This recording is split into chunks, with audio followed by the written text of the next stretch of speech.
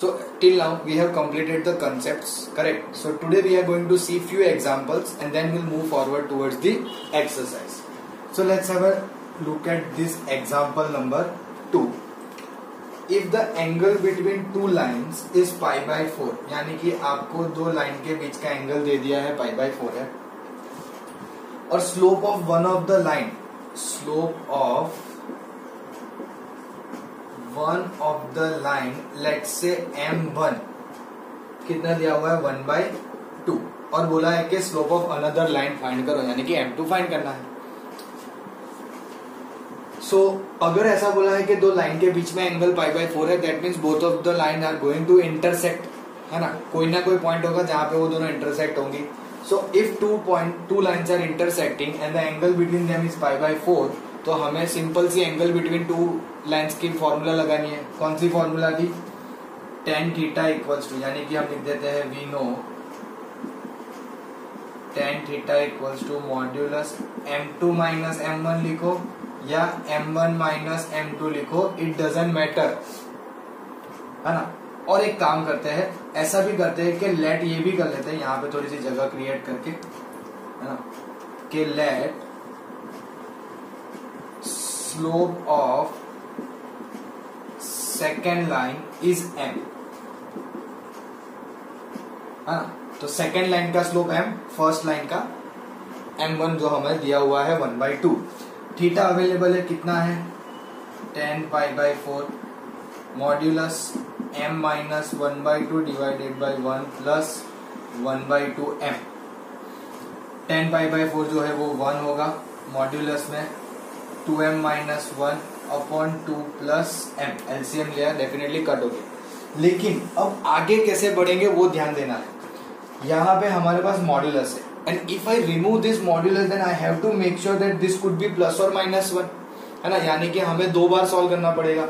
ध्यान से समझना मैं जो कहना चाह रहा हूँ कि अगर अब हमने मॉड्यूलस हटाया तो it will be something like this, is equals two plus और माइनस 1, है ना. यानी कि एक बार +1 सॉल्व करेंगे और फिर -1. तो पहले बात करते हैं 2m minus 1 divided by 2 plus m equals to +1, और यहाँ पे भी लिख देते हैं साथ ही में कि 2m माइनस 1 साथ में लिखेंगे. चलो जगह क्रिएट करेंगे हम, और क्या, 2m minus 1 upon 2 plus m1 and 2m minus 1 upon 2 plus m equals to -1. दो सेपरेट वैल्यू लिख दी. अब दोनों को सॉल्व करोगे तो you will definitely get to values of m. पहले फाइंड करते फिर समझते कि हमें दो वैल्यू क्यों मिली, क्योंकि हमें तो सेकेंड लाइन का सिर्फ स्लोप फाइंड करना था. अगर दो स्लोप मिल रहे हैं इसका मतलब कि दो लाइन हुई ना, and then will try to understand कि दो लाइन कैसे होगी. फर्स्ट लेट्स फाइंड आउट क्या होगा. So 2m minus 1 equals to 2 plus m equals to 3. यहाँ पे फाइंड करेंगे तो 2m minus 1 equals to -2 minus m, so 3m equals to -3, no sorry 3m equals to -1 और -1, तो m इक्वल्स टू -1/. मुझे ये दो स्लोप मिले, दोनों स्लोप राइट है, because I just want to find the slope of second line which is m, है ना. और दो लाइन के बीच का एंगल pi by 4 है, तो दो स्लोप कहां से मिल गए. तो ध्यान से समझना हम कैसे इसको देख रहे हैं या क्या हो रहा है. Suppose this is your axis वगैरह वगैरह. अगर एक्सिस नहीं भी लेना तो भी हम समझ सकते हैं. So let's remove this. Suppose दो लाइन है आपके पास जिनके बीच का एंगल pi by 4 है. सो लेट मी से कि this is a line I have, correct, और कोई एक लाइन ऐसे पास हो रही है जिसने ये एंगल pi by 4 यानी कि थीटा बनाया, अभी के लिए बोलते हैं, है ना.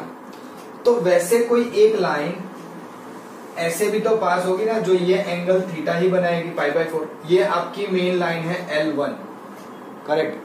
इस लाइन के साथ मैंने पहले ये वाली लाइन बनाई जिसको L2 कहा, जो एंगल pi by 4 बना रहा है. तो वैसे एक और लाइन पास हो सकती है उसी लाइन L1 में से, L1 के पॉइंट में से, जहां से वो और एक बार एंगल थीटा pi by 4 बनाएगा, लेट्स से L2 डैश. अब आप सोच रहे होंगे सर ऐसा कैसा पॉसिबल हो सकता है. तो पहले एक चीज ध्यान से समझो कि थीटा पहला तो क्या है pi by 4 है, है ना। अगर ये समझने में डिफिकल्टी फील होती है, मैं ना इजी एग्जांपल कर देता हूं आपके लिए। हमें एक्सिस आती है ना, प्लेन की axis, this is Y axis, this is X axis, correct. एकदम इजी एग्जांपल हो जाएगा। अब इस एक्सिस में एक लाइन बनाओ जो 45 डिग्री पे है। Let's say this is a line which is at an angle of 45 degree. तो can I say this angle is 45 as well as this angle is also 45। ये दोनों एंगल 45 ही होंगे ना, है कि नहीं। तो मैं वही चीज यहां पे समझाने की ट्राई कर रहा हूं, लेकिन मैंने कोई एक रैंडम सी लाइन ली है जिसमें से एक लाइन पास करवाई जो एंगल π/4 पे होगी, वैसी दूसरी भी लाइन मिल रही है जिसका एंगल π/4 होगा। तो आपके दिमाग में एक और चीज आई होगी कि सर यहाँ पे जब हम देख रहे हैं तो मुझे ये वाली लाइन L2 और ये वाली लाइन L2 डैश, ये दोनों के बीच में एंगल जो है वो तो 90 दिख रहा है, isn't it? तो क्या ऐसा यहाँ पे हो रहा है L2 और L2 डैश के बीच में 90? हमें शायद नहीं पता चले ऐसे डायरेक्टली, तो मैं एक और तरीके से बताता हूँ। फिर भी देखो पता तो चल जाएगा कि ये थीटा भी π/4 है, तो π/4 यानी π/2। बट दूसरा एक तरीके से भी हम जस्टिफिकेशन दे सकते हैं कि हाँ हम जो बोल रहे हैं वो सही है। क्या?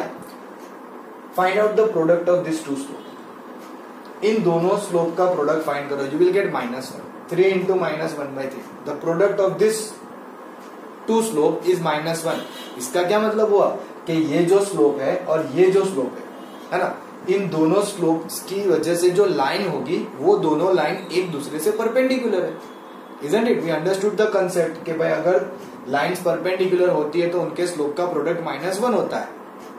It can be applied reverse as well ना, कि अगर स्लोप का प्रोडक्ट -1 है then the lines are perpendicular. तो मेरे लिए ये दोनों स्लोप का प्रोडक्ट -1 आएगा, तो मैं बोल सकता हूँ कि इस स्लोप से बनती हुई लाइन और इस स्लोप से बनती हुई लाइन दोनों जो है वो एक दूसरे से परपेंडिकुलर है।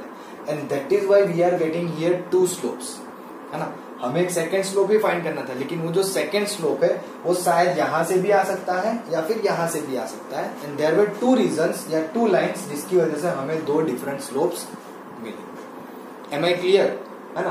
Please note it down. Now let's have a look at next example. Let's say example number 3, है ना। क्या दिया हुआ है? Line through the points -2,6 and 4,8 is perpendicular to the line passing through the points, let's say 8,12 and x,24 और बोला है कि x फाइंड करो। क्या कहा है कि line through this 2 points is perpendicular to the line through this 2 point. तो फाइंड करो x क्या है। तो आपका टारगेट क्या है? बहुत सिंपल है। First will find the slope from this 2 points, then will find the slope from this 2 points. Now they said that the lines are perpendicular, यानी कि product of the slope is -1, that will give us x। Very simple, एकदम easy question है। I don't think so कोई भी difficult होगी। चलो तो पहले यहाँ पे फाइंड करते हैं slope of line m1, L1 बोल देते हैं, स्लोप ऑफ लाइन। लेट्स से स्लोप m1 क्या होगा? तो कि y2 माइनस y1, है ना। फॉर्मूला आपको याद होगी, करेक्ट। फॉर्मूला क्या है स्लोप की? m equals to y2 minus y1 upon x2 minus x1। तो let's say x1 y1 x2 y2, 8 minus 6, 4 minus minus plus 2, ये बच्चा 2 और यहाँ पे 6, सो लेट्स से 1/3। उसी तरह से इसका फाइंड करेंगे slope of line, let's say m2, same formula, there is no change in the formula. So 24 minus 12 divided by x minus 8, that will give you 12 upon x minus 8, correct. अब question में क्या दिया हुआ है कि since lines are perpendicular, है ना, therefore m1 into m2 equals to -1। पहले का स्लोप है 1/3, दूसरे का है 12 upon x minus 8 equals to -1, isn't it? अब इसमें से आपको x की वैल्यू मिली जानी है, फिर भी थोड़ा देख लेते हैं। ये कट होके 4, so I got 4 equals to minus of x minus 8 minus x इधर आएगा plus 8, minus minus 8, 8 minus 4, 4। X की वैल्यू मुझे क्या मिलेगी? करेक्ट। कोई डिफिकल्ट नहीं है, एकदम सिंपल प्रॉब्लम है, इसीलिए हमने आराम से खत्म कर लिया। कोई ज्यादा इसमें हम दिमाग लगाने की जरूरत अभी नहीं है। Let's have a look at the next. कुछ ऐसा कहा है 3 पॉइंट्स है P, Q and R lie on a line. Okay, it's a very good one. चलो मैं थोड़ा सा उसको यहाँ पे आपको ऐसे बताने की ट्राई करूंगा। Let's say P is given H, K, Q is given x1, y1 and R is given x2, y2। और ऐसा कहा है लाइन ऑन अ लाइन, यानी कि तीनों पॉइंट्स कोलिनियर है। And then we are suppose to show that h minus x1 into y2 minus y1 is equals to k minus y1 into x2 minus x1। अब आप सोच रहे होगे कि ये सब क्या है, कैसे करेंगे, वगैरह वगैरह, है ना, लेकिन है बहुत सिंपल। करेक्ट। फिलहाल मैं यहाँ से ये थोड़ी चीजें हटा दे रहा हूँ क्योंकि ये सब आप कर सकते हो, इतना ज्यादा डिफिकल्ट है नहीं, है ना। एंड फिर भी you can pause it at any time या you can go back and note it down in a good. तो कैसे करेंगे, लेकिन तो दिया क्या है कि P, Q and R lie on same line, that is P, Q and R are collinear, and if the lines or if the points are collinear, then we know that slope are equal. So let's say slope of PQ is equals to slope of QR. Correct. देखो यहाँ पे आप चाहो तो slope of P Q Q R की जगह पे P R Q R लिख सकते हो, या फिर पी आर क्यू आर तो हमने बोला ही, पी क्यू क्यू आर हो गया। देन कोई आर वाला पॉइंट कॉमन करके लिखो पहले पी, अच्छा पी क्यू के साथ हम पी आर भी लिख सकते हैं, मतलब कि कोई एक कॉमन पॉइंट होना चाहिए, that is the main idea, है ना। But whenever we are taking something like that कि भाई कोई भी दो स्लोप को इक्वल बोल रहे, हमें ये ध्यान रखना है कि ये जो हमें चाहिए ना वो मिल जाए, द रिक्वायर्ड चीजें हमें मिलनी चाहिए, that is what our target is. तो क्या ध्यान से देखते हैं कि भाई अच्छा P में H आ गया, x1 आ जाएगा और यहाँ पे y2 minus y1। Okay okay चलो हो जाएगा, लेट्स ट्राई दिस। तो स्लोप ऑफ PQ क्या होगा, ये रहा P और Q, तो it will B y1 minus k divided by x1 minus h। अब आप सोच रहे हो कि सर उल्टा है ना, h माइनस x1, कोई बात नहीं हो जाएगा, don't worry. Is equals to QR का स्लोप, तो QR का स्लोप क्या होगा, y2 minus y1 is equals divide by x2 minus x1, है ना। आ चुका है, बस आपको थोड़ा सा ध्यान ये देना है कि एक तो पहला क्रॉस मल्टीप्लाई होगा, करेक्ट, दूसरा कि इन दोनों में से माइनस कॉमन निकाल दो, तो पहले माइनस प्रीफर करते हैं, तो it will be k minus y1 upon h minus x1 is equals to y2 minus y1 upon x2 minus x1। अब इजीली क्रॉस में मल्टीप्लाई कर दो, आपका जो शो दैट है वो आ गया। इम्प्लाइज क्या होगा, h minus x1 into y2 minus y1, इन दोनों का product is equals to k minus y1 into x2 minus x1, इन दोनों का प्रोडक्ट, दिस इज रिक्वायर्ड, है ना। अब ये प्रूव दैट नहीं था बट फिर भी मैंने लिख दिया है प्रूव, इट्स ओके, है ना। तो इस तरह से हम इन प्रॉब्लम को सॉल्व कर सकते हैं, कोई डिफिकल्टी नहीं है। और आपको कंसेप्ट में क्या बोला है यहाँ पे कि they are lying on the same line, यानी कि हमें ये पता चल जाएगा कि पॉइंट्स कोलिनियर है। And we understood very clearly कि अगर कोलिनियर है तो स्लोप्स इक्वल होते हैं, लेकिन पैरेलल लाइन में भी तो स्लोप इक्वल होते हैं ना, करेक्ट। तो यहाँ पे हल्का सा ध्यान क्या रखना होता है कि व्हेन पॉइंट्स आर कोलिनियर तो स्लोप्स इक्वल, लेकिन जब स्लोप इक्वल है तो उनमें कोई ना कोई एक कोऑर्डिनेट कॉमन होगा, तभी वो कोलिनियर में जाएगा, है ना। अगर आपके दोनों लाइंस के जो कोऑर्डिनेट्स है वो डिफरेंट है, जैसे कि PQ एंड RS, तो फिर वो पैरेलल में जाएगा, देन वी कैन नॉट से दे आर कोलिनियर। फिर उसमें PQ QR फिर QR RS ऐसे चेक करोगे, and if they are still same then you can say 4 points are also collinear, correct. So this is how we are supposed to do this kind of a problem. Please take a note. So let's start now exercise 10.1. NCERT class 11, है ना। और ये exercise के अंदर कुछ अच्छे खासे questions है, so definitely it won't be over in the today's class, है ना। सो दैट इज वाई हमने फ्यू एग्जांपल्स भी किए and now we are going to start exercise. So maybe in 1 or 2 class it will be over. फिलहाल first question देखते हैं क्या दिया हुआ है।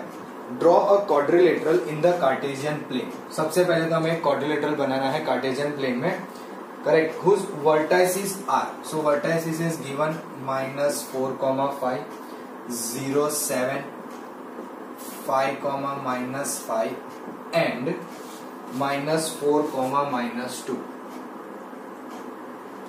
नो इफ यू ऑब्जर्व ना, तो चारों चार क्वाड्रेंट के पॉइंट्स है, all 4 quadrant points are there. This is second quadrant, first, fourth and third, है कि नहीं। चलो, सो ये हो गया आपका Cartesian plane. Now whenever say it's draw, है ना, आपको थोड़ा सा ध्यान से ड्रॉ करना पड़ेगा, considering little bit of a scale, है ना। थोड़ा सा डायमेंशन ले लो, 1 सेंटीमीटर इक्वल्स टू 1 यूनिट, क्योंकि none of the value is greater than 7। 7 is the biggest value, है ना। On positive y axis, negative x axis पे -4, नेगेटिव y एक्सिस पे -5 एंड पॉजिटिव x एक्सिस पे तो +5 है, correct. These are the biggest values you can look in the coordinates. So -4, 5, let's say over here, है ना, this is point -4, 5, इसको नाम दे देते हैं P। Then 0, 7, let me extend it little bit, क्योंकि 5 यहाँ पे तो 7 थोड़ा ऊपर ले जाते हैं। सो 0, 7, लेट से Q। देन 5, पॉजिटिव 5 है x में और y में -5 है। सो लेट से ओवर हियर 5, -5, PQ हुआ, लेट से R एंड -4 एंड -2, यानी कि लेट मी से ओवर हियर। तो ये एक स्ट्रेट लाइन आएगी, ये फिक्स है कि नहीं, क्योंकि दोनों का x कोऑर्डिनेट जो है वो -4 है एंड लेट से दिस इज S। तो P से Q ज्वाइन करेंगे, Q से R एंड R से S। ये बन गया आपका क्वाड्रिलेटरल। इट्स लिटरली ये क्वाड्रिलेटरल है ना। ये कोई ऐसा भी नहीं है कि जिसको हम नाम दे सके कि भाई पैरेललोग्राम है या ट्रेपेजियम है या समथिंग एल्स। पैरेललोग्राम नहीं है ना, तो बाकी कुछ होना थोड़ा और भी डिफिकल्ट हो जाता है, अपोजिट साइड्स पैरेलल ही नहीं होती है तो। बट फिर भी let's say it's a quadrilateral and then question says also find its area. इसका एरिया कैसे फाइंड करेंगे? Do we know how to find the area of this quadrilateral? नहीं आता ना। देखो मैं आपको हिंट देने वाला हूँ, एज आई टोल्ड यू, है ना, कि I will give you the hint how to find the area of this quadrilateral, है ना। तो हिंट, 2 हिंट होगी। पहली हिंट है join any diagonal you want, any one of them. Let me prefer join PR। तो मैंने एक diagonal join कर दिया, ये रहा PR, है ना। जिससे होगा क्या, you can divide this quadrilateral into 2 triangle. When you draw a diagonal it divides quadrilateral into 2 triangles, correct. 2 triangle, अब ट्राइंगल के एरिया तो फाइंड करने आता है ना, when the coordinates are given we know how to find. तो दूसरी hint क्या होगी? Hint number 2, area of triangle की फॉर्मूला। लेट मी से कि मैं आपको मदद कर देता हूं PQR से, है ना। तो क्या है formula? Half modulus x1 into y2 minus y3 plus x2 into y3 minus y1 plus x3 into y1 minus y2। Sometimes it may be difficult to remember this, तो मैंने आपको हर बार बताया है, वापस बता रहा हूं कैसे याद रखो। 1 से 2, 2 से 3 और 3 से 1 इन अ साइक्लिक वे। अगर 1 से स्टार्ट कर रहे हो तो 2 3, 2 से स्टार्ट कर रहे हो देन 3 1, है ना। देखो 2 3 1, 3 से स्टार्ट कर रहे हो तो 3 1 2, 3 1 2। ब्रैकेट के अंदर y है, बाहर x है, इतना तो याद रख ही पाएंगे कि x कहाँ है y कहाँ, है ना। डिफिकल्टी होती है तो हमें ये 1 2 3 में याद रखने में होती है, तो वो आप इस तरह से इजीली याद रख सकते हो, उसमें कोई डिफिकल्टी नहीं है ना। सो करना क्या होगा, आपको पहले फाइंड करना पड़ेगा area of triangle PQR and then you are suppose to find area of triangle PSR या PRS, आपको जो ठीक लगे वो। द बेसिक पॉइंट इज कि आपको दोनों ट्राइंगल का एरिया फाइंड करना है और उन्हें ऐड कर देना है, correct. So then you will get area of quadrilateral, generally हम क्वाड्रिलेटरल लिखते नहीं है बट चलो फिर भी। So area of quadrilateral PQRS क्या होगा, तो that will be equals to area of triangle PQR plus area of triangle PRS, है ना। ये वाली फॉर्मूला की मदद से आपको दोनों के एरिया फाइंड करने। Now see you people may be thinking कि सर ये इतना सारा हम करेंगे। यस डेफिनेटली, आपने area of triangle 10th standard में सीखा हुआ है ना। There is nothing new here for me to go in detail. यहाँ पे मैं आपको कुछ डिटेल में नहीं बताऊंगा, सिंपल सा कैलकुलेशन करने बैठने का कोई फायदा नहीं है। You people can do this kind of problem by yourself, है ना। 10th स्टैंडर्ड पास किया है, साइंस लिया है, तो डेफिनेटली आपको आ जाएगा। दैट्स व्हाट आई बिलीव, है ना। एंड ज्यादा से ज्यादा आप ये कर सकते हो कि अगर आपको जो भी एरिया मिले you can give your answer in the comment section, तो मैं भी चेक कर सकता हूँ whether you people are doing it right और not, correct. Please take a note of this. Now let's have a look at question number 2 and I guess it's a good one, है ना। थोड़ा सा अच्छा question है, logic वाला है। क्या दिया हुआ है, the base of an equilateral triangle with side 2a। Now we all know if it is an equilateral triangle, equilateral triangle, then all sides are equal, isn't it? But question ने ऐसा बोला है कि बेस जो है ना equilateral triangle का, वो लाई कर रहा है along the y axis. So base of an equilateral triangle with side 2a lies along the y axis such that the midpoint of the base is at the origin, है ना। सो सबसे पहले एक काम करते हैं, हम एक कार्टेशियन कोऑर्डिनेट बना देते हैं और उसने ऐसा कहा कि आपके इक्विलेटरल ट्राइंगल का जो बेस है वो y एक्सिस पे है, यानी कि it will B on the y axis, but कुछ इस तरह से कि उसका mid point, it's mid point will be origin. मतलब कि अगर डिस्टेंस 2a है, आपकी जो इक्विलेटरल ट्राइंगल की साइड बोली है 2a, तो उसके हिसाब से this distance will be let say b, मतलब कि इसका कोऑर्डिनेट होगा 0,a, और उतने ही डिस्टेंस पे नीचे रखेंगे लेट से c, जिसका कोऑर्डिनेट होगा 0,-a।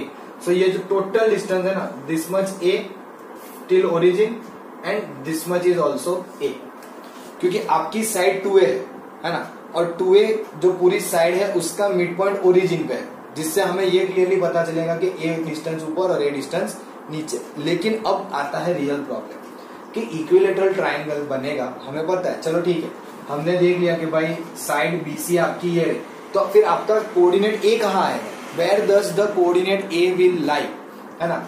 तो वी ऑल नो कि अगर इक्विलेटरल ट्राइंगल है तो आपका अगर बेस है, और बेस का अगर मैं परपेंडिकुलर बनाऊं या परपेंडिकुलर बाइसेक्टर एग्जैक्टली वर्ड बोलूं, तो वो आपके पॉइंट A में से पास होता है, इजंट इट। आपने ये सीखा हुआ है परपेंडिकुलर बाइसेक्टर वाला कंसेप्ट, इक्वी डिस्टेंस होता है। Now why we are talking of equi distance, क्योंकि इक्विलेटरल ट्राइंगल है, डिस्टेंस तो सेम ही रहना है, करेक्ट। तो हम ये बोल सकते हैं, इससे ध्यान से सुनना, इससे ये पता चलता है कि आपका जो वर्टेक्स A है, vertex A, it will lie on x axis.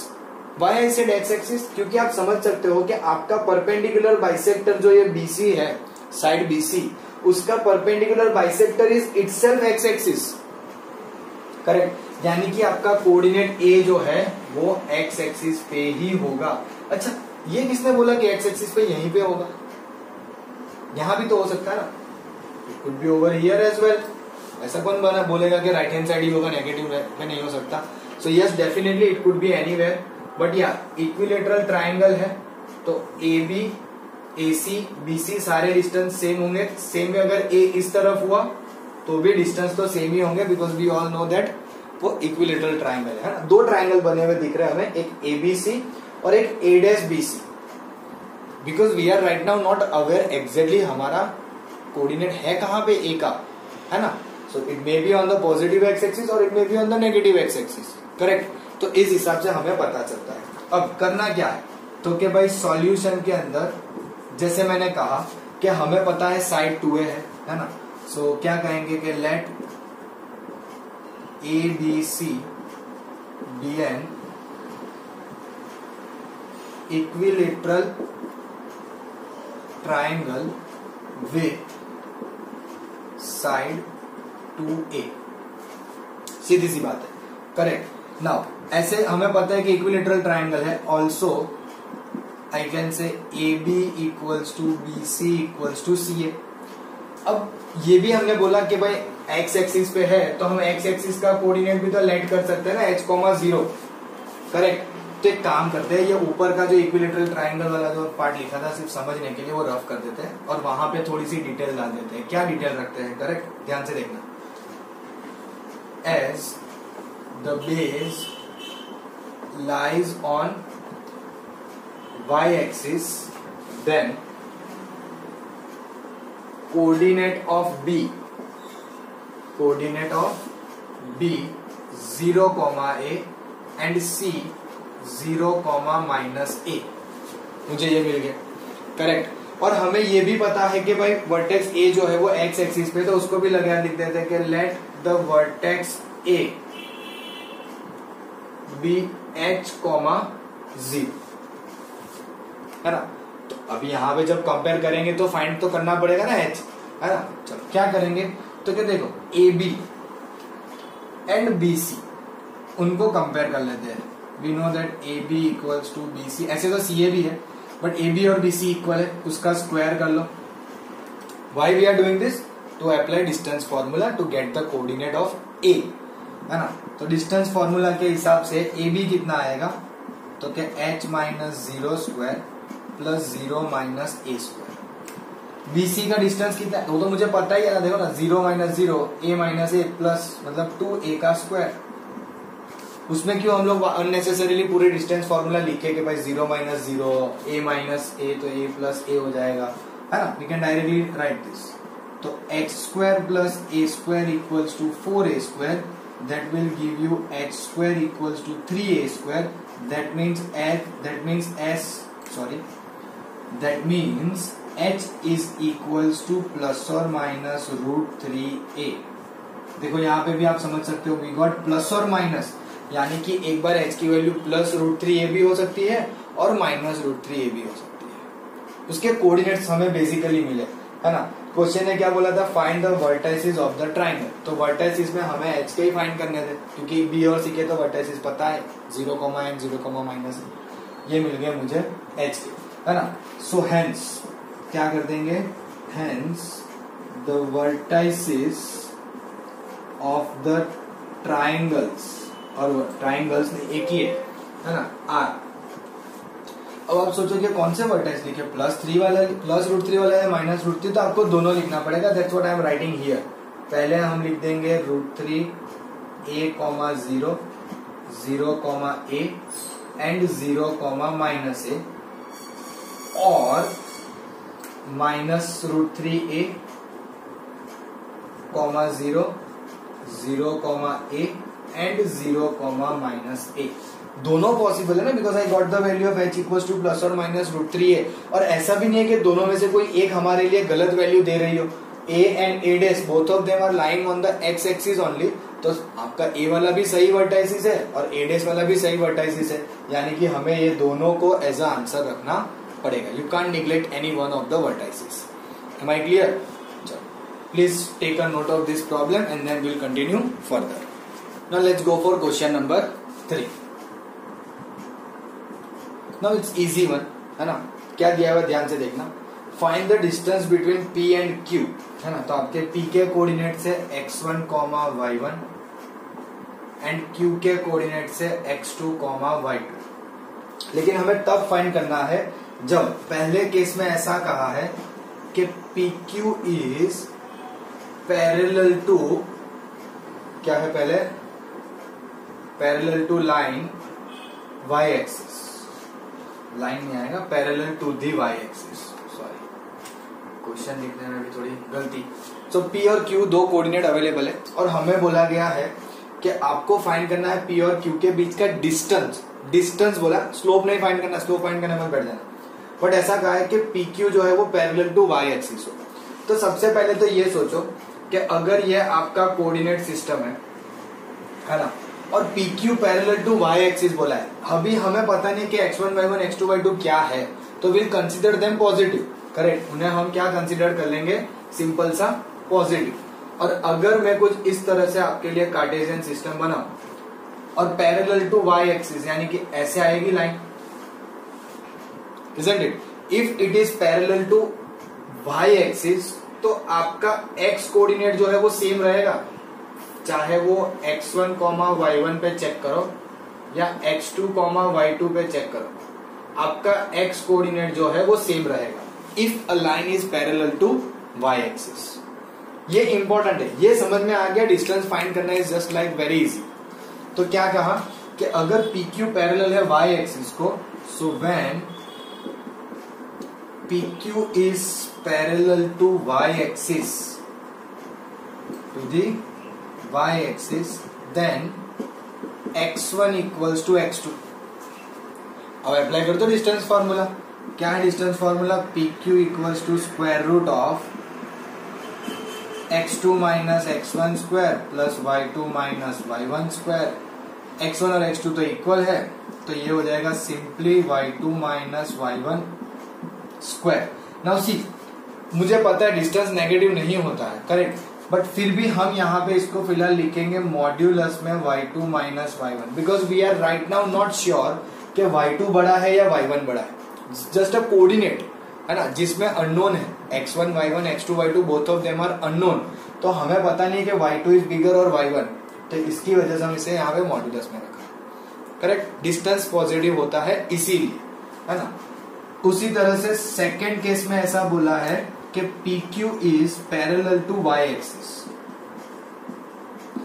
PQ is parallel to the x axis. अब x एक्सिस को पैरेलल बोल रहे, ये आपका कोऑर्डिनेट कार्टेशियन कोऑर्डिनेट प्लेन है ना।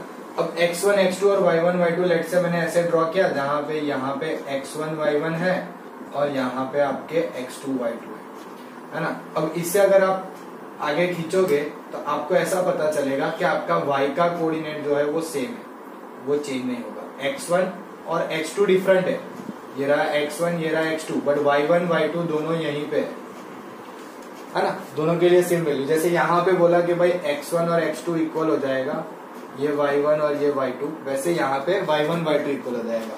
करेक्ट, तो हम बोल देंगे y1 इक्वल्स टू y2। ये लिख लेना आप लोग जैसे लिख रहे हैं वैसे।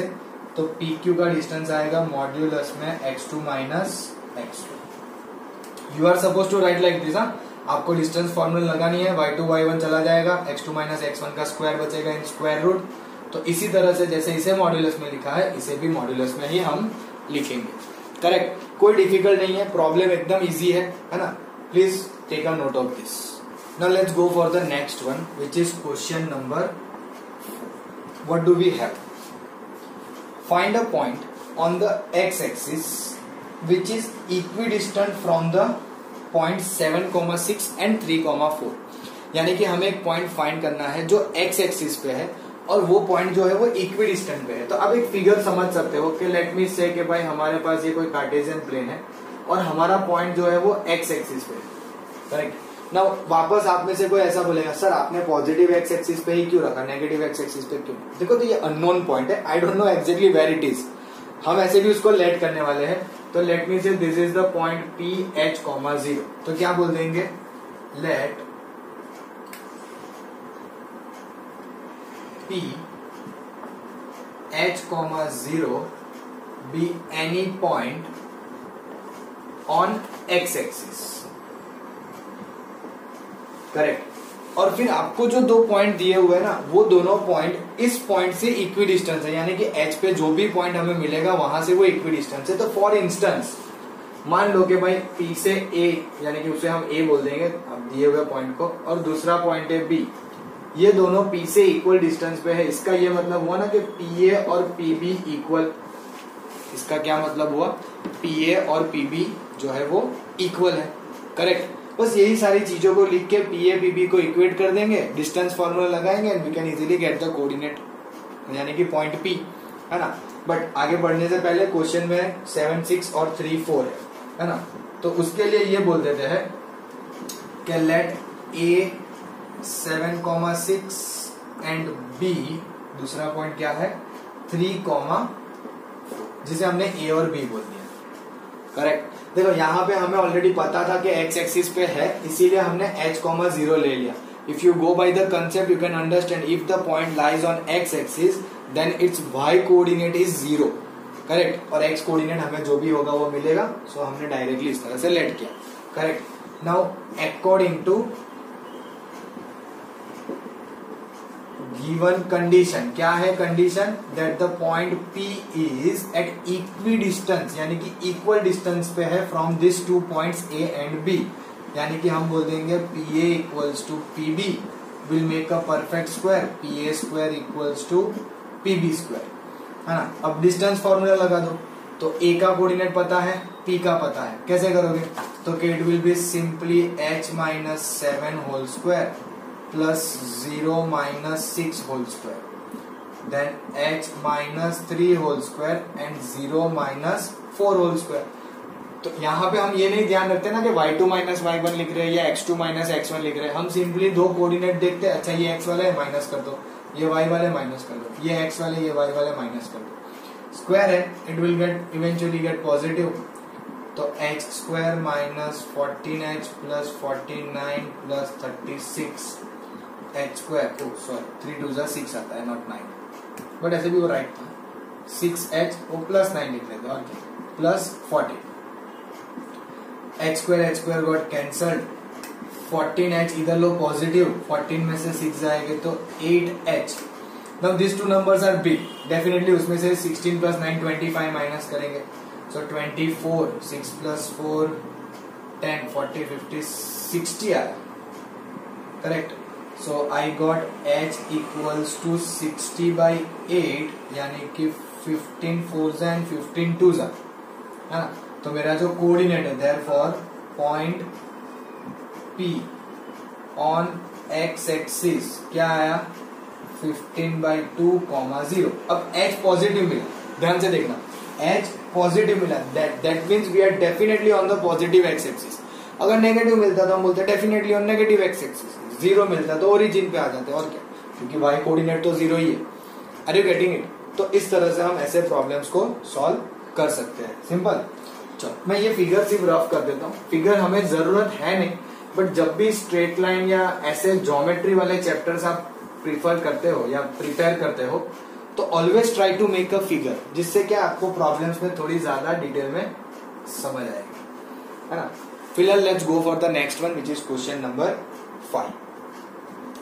Find the slope of a line which passes through the origin. मतलब कि मुझे एक ऐसी लाइन का स्लोप फाइंड करना है जो ओरिजिन में से पास होगी. अब ओरिजिन में से तो इनफाइनाइट लाइन पास होगी, तो मैं अभी कुछ नहीं बना सकता. बट आगे क्या बोला है?